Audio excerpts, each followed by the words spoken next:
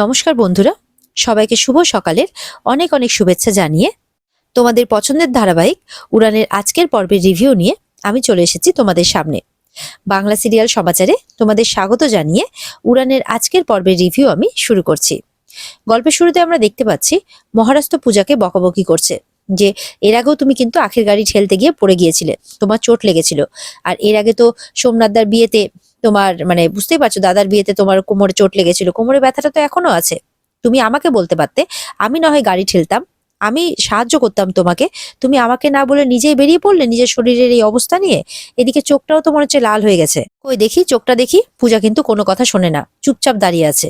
মহারাজ বলছে এইভাবে নিজেকে আর কত ছোট করবে তুমি, আমার কাছেও ছোট হচ্ছে শুধু শুধু।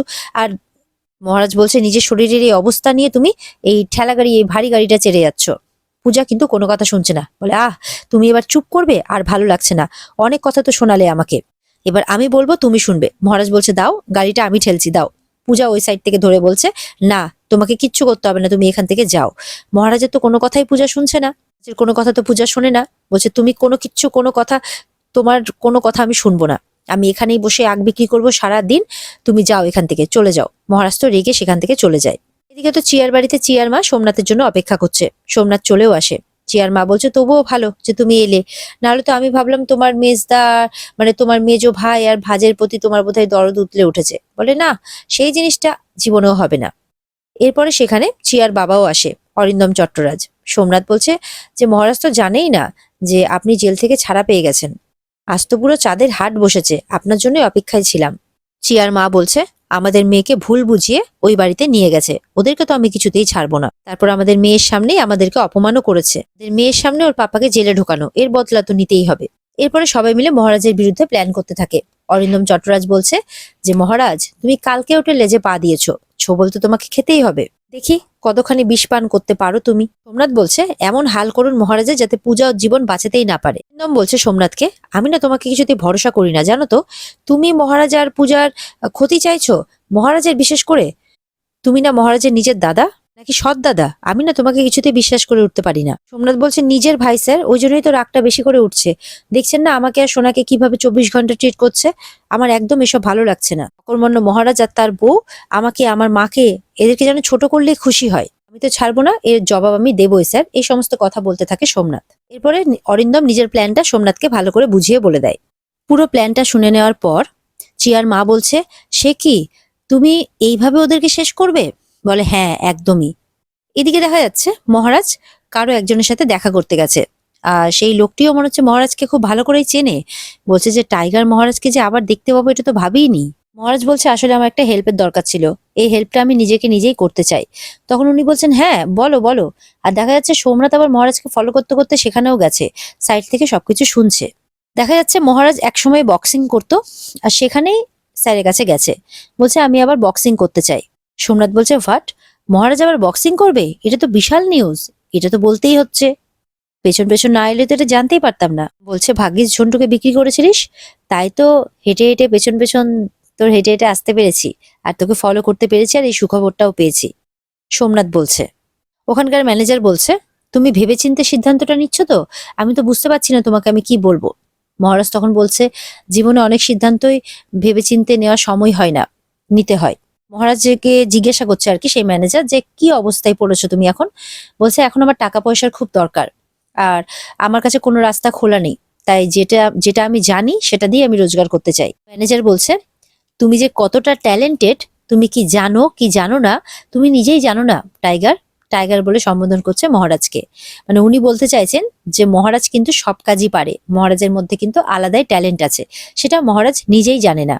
বলছে তোমার ক্ষমতা আর শক্তির উপর কিন্তু আমার কোনো ডাউট নেই, কিন্তু এত টাকার প্রয়োজন তোমার কিসের এসে পড়লো? মহারাজ তো মনে মনে সব পরিস্থিতির কথা ভাবতে থাকে, পূজার দোকান পুড়ে যাওয়ার কথা, পূজা যে রাস্তায় রাস্তায় আগ বিক্রি করছে, এই সমস্ত কথা এগুলো সব ভাবছে। তখন মহারাজ মনে মনে বলছে এখন এই পরিস্থিতিতেও যদি আমি সাহায্য না করি তাহলে আমি নিজেকে কোনোদিনই ক্ষমা করতে পারবো না। তখন সেই ম্যানেজার বলছে আচ্ছা ঠিক আছে, তুমি আমাকে বলতে চাও না বলো না, কিন্তু আমি একটাই কথা বলবো, তুমি এত ভালো বক্সার হওয়া সত্ত্বেও এর আগে আমি কত করে তোমাকে রিকোয়েস্ট করেছি, কিন্তু তবুও তুমি এই বক্সিং ছেড়ে চলে গিয়েছিলে। তাই জন্য আজকে বলছি যা করবে ভেবেচিন্তে করবে, পরে কিন্তু আফসোস করো না। তখন মহারাজ বলছে, আফসোস করার মতো লাক্সারি আমার কাছে নেই, তাই আমাকে এটা করতেই হবে। মহারাজ বলছে, আমাকে বলুন কি কি করতে হবে। তখন বলছে, কিছুই না, কিছু ফর্মালিটিস আছে, লাস্টে একটা বন্ড পেপারে সই করতে হবে, ব্যাস এইটুকুটাই, তারপর তুমি জয়েন করতে পারবে। তবে তুমি তো ভালো করেই জানো, যেহেতু এখানে টাকার ব্যাপার আছে, সেহেতু সবাই যে নিয়ম মেনে খেলবে না সেটা তুমি খুব ভালো করেই জানো। সবাই কিন্তু নিয়মের বাইরে গিয়েই যে করেই পারুক তাদের টাকাটা মানে আদায় করার চেষ্টা করবে। প্রত্যেক দিন যে কত হাড়গোড় ভাঙবে আর কত যে ব্লিডিং হবে সেটা কিন্তু বলা যাবে না। মহারাজ বলছে, বাজার ঠিক করতে হবে, লোকেদের টাকা দিতে হবে, বাড়িতে আবার এলাহি পৌষ লক্ষ্মী পুজো, সেটার ব্যবস্থা করতে হবে, পিছলে তো হবে না, মহারাজ তোকে এটা করতেই হবে। এমনটা বলছে মহারাজ মনে মনে। বলছে, তুই তো কথা দিয়েছিস, যে কোনো মূল্যেই তোর কথার দাম রাখতে হবে। ম্যানেজার এটাও বলছে, আর পরেরটা তখন মহারাজ বলছে আর কি, পরেরটা আমি জানি যে এই খেলায় মৃত্যু হতে পারে, তাই তো? ম্যানেজার তো অবাক হয়ে মহারাজকে দেখছে, আর ওদিকে সোমনাথ তো মৃত্যুর কথা শুনে খুব হাসছে। মহারাজ বলছে মনে মনে, বাড়ির জন্য, পুজোর জন্য আমি এই টাকার ব্যবস্থা করবই। মহারাজ যখন কথা দিয়েছে তখন কথার দাম রাখবেই। দেখা যাচ্ছে পূজা যখন পুজোর বাজার সেরে বাড়ি ঢুকছে, তখন পূর্ণিমা বরণডালা হাতে নিয়ে আর পেছন পেছন সুবিনয় শঙ্খ নিয়ে চলে আসছে। বলে নাকি পূজাকে বরণ করবে। পূজা বলে, আপনি আমাকে বরণ করবেন? বলে, হ্যাঁ, আমার 2 রোজগারে বউয়ের মধ্যে 1 রোজগারে বউ রোজগার করে বাড়িতে ফিরেছে, আমি তো বরণ করবই পূজা। বলে, মা আপনি আমাকে পূজা বলে ডাকলেন? বলে, হ্যাঁ, তাও তো তোমাকে আমি দেখতে পেলাম। আরেক রোজগারে বউ সে তো তার ক্লাব সেলুন নিয়ে এতটাই ব্যস্ত, ক্লাউড সেলুন নিয়ে, যে তার মুখে আমি অনেকদিন দেখতে পাইনি। আমি তোমাকে সত্যি বরণ করব। পূজা তো অনেকক্ষণ পর মনে মনে একটু হাসে। পূজার শ্বশুরমশাই তো মনে মনে একটু সন্দেহ করেছে, তবে হয়তো অতটা বুঝতে পারেনি যে পূর্ণিমা আসলে কি চায়। পূজা বলছে মনে মনে, আপনি সত্যি আমাকে বরণ করছেন? আবার এটাও বলছে যে আপনাকে চিনতে আমার এতটা ভুল কি করে হলো? পূর্ণিমা বলছে, হ্যাঁ, আমি সত্যিই তো তোমাকে বরণ করব। চিয়া শিবকেও খুব ডাকছে। চিয়া তো আস্তে আস্তে শিবকে বলছে, ইনি কি তোমার সেই মা যেই মেয়ে সবসময় উঠতে বসতে পূজা দিকে অপমান করে? শিব বলছে, আমিও তো ঠিক চিনতে পারছি না। কিন্তু পূজাকে বরণ করছে পূর্ণিমা, আর ওদিকে সুবিনয় শঙ্খ বাজাচ্ছে। এদিকে চিয়াকেও ডাকে। চিয়া বলছে, ইয়েস মাদার ইন ল। বলছে, এই যে একটা মেয়ে হয়েছে, কখনো আমাকে ওল্ডি, কখনো মাদার ইন ল বলে ডাকবে, তুমি না আমাকে মা বলে ডেকো চিয়া।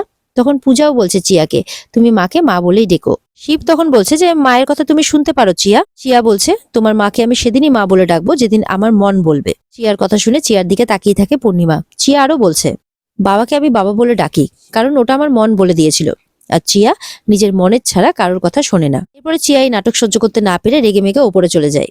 এদিকে সুবিনয় বলছে, দেখ তোর শাশুড়ি মায়ের বোধহয় একটু সুবুদ্ধি ফিরেছে। তখন তো পূজা মা মা বলছে, বলে তো তার মা দাঁড়ায়, দিয়ে তার মায়ের হাতে শাশুড়ি মাকে প্রণাম করে আর কি, 2 পায়ে হাত দিয়ে।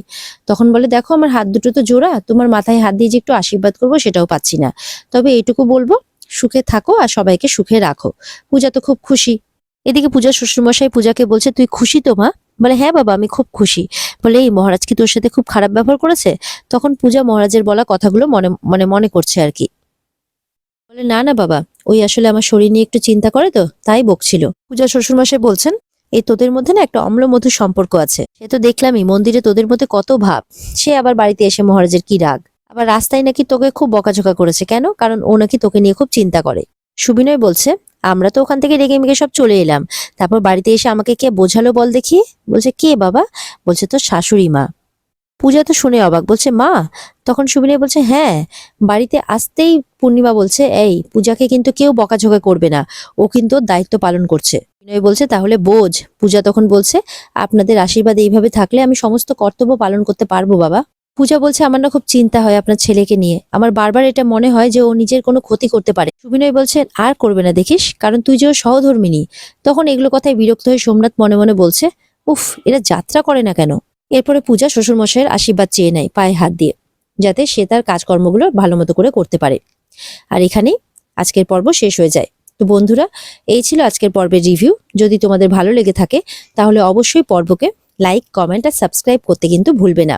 দেখা হবে আগামীকালকে তোমাদের সাথে নতুন পর্বের রিভিউ নিয়ে। সবাই কিন্তু অপেক্ষায় থাকবে।